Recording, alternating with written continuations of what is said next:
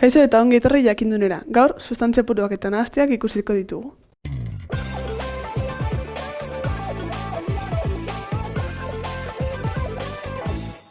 Sustantzia puruak eta nahasteak nahasten arteko ezberdintasunak ikusteko, eskema hau egin aldugu.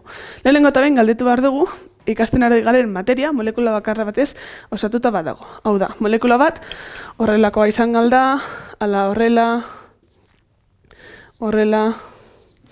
pila molekula bat ezberdinak daude. Baina, materia bat bakarrik, molekula bakar batez osatuta badago, bai, izango da erantzuna, galderaren erantzuna, eta hemen sustantzia puru bat izango dugu.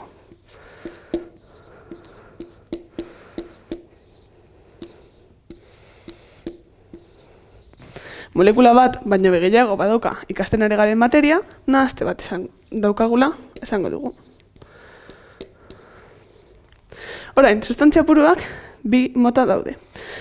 Jakin aldugu sustantzia puru bat atomo bakar batez osatuta dagoela, adibidez, hau, bakarrik atomo bat bi aldiz dagoela, ala beste atomo bat baino gehiago eukialditu bi molekula hauetan gertatzen den bezala.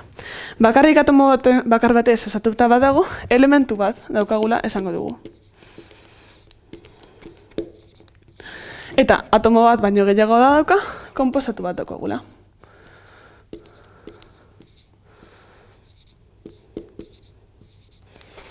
Nahasteak ere, 3 klaseetan banatu ditugu.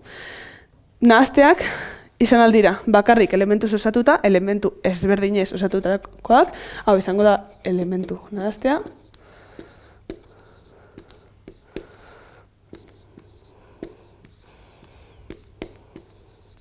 Konposatuz osatuta daudenak, konposatu nahasteak izango dira.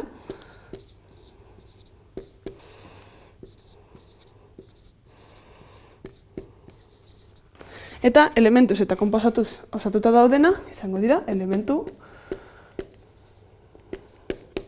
eta konposatu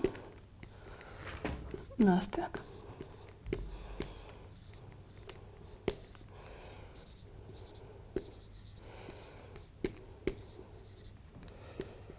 Eskema hau buruan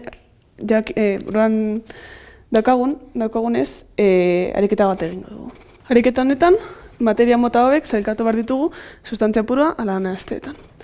Kasu honetan, lehenengo ikusi behar dugu molekula bakar bat osatuta badagoela, ala molekula bat baino gehiago badauka. Kasu honetan, ikusi aldugu hemen molekula bat daukagula, beste molekula ezberdina hemen, eta beste molekula ezberdina hau dagoela. Orduan, molekula bat baino gehiago daukagu. Hau da, nahastea izango da.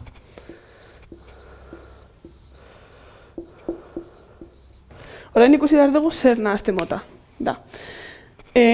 Ikusi aldugunez, elementuz, hau da, atomo bakar batez osaturiko molekulaz, eta konposatuz, atomo bat baino gehiago osaturiko molekulaz, osatuta dago. Orduan, nahaste hau, elementuz eta elementu eta konposatu nahastea izango da.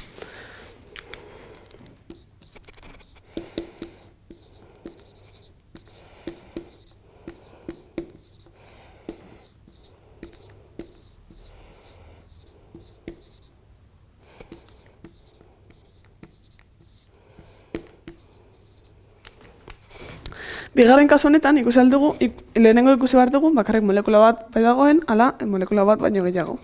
Kasu honetan, molekula bakar bat daukagu. Hau da, bi atomo zuri. Orduan, zer izango da sustantzia purua. Eta, sustantzia purua dela idatziko dugu.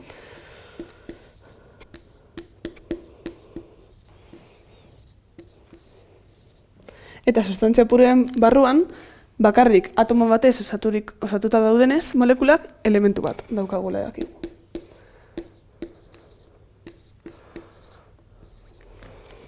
Horrengo kasuan, bakarrik ere molekula bakar bat daukagu. Bi atomo beltz eta atomo zuri bat. Molekula bakar bat daukagunez, sustantzia purua daukagula dakigu.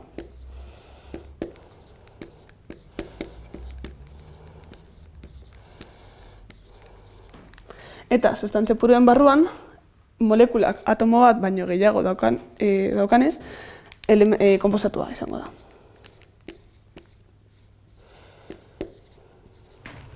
Laugarren kasu hauetan, bi molekula mato ikusi ditugu. Hau eta hau.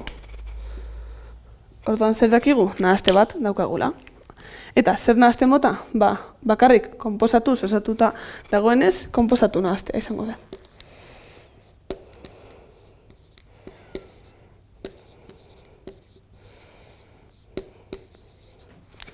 Eta azkenengo kasu honetan, ikusi aldugu, bi molekula mota daukagula, hau da bat, eta bestea. Hau da. Baina kasu honetan, molekula bakoitzak bakarrik atomo bakar batez osatuta dago. Orduan, hauek elementuak dira. Orduan, hau izango da elementu nahastea.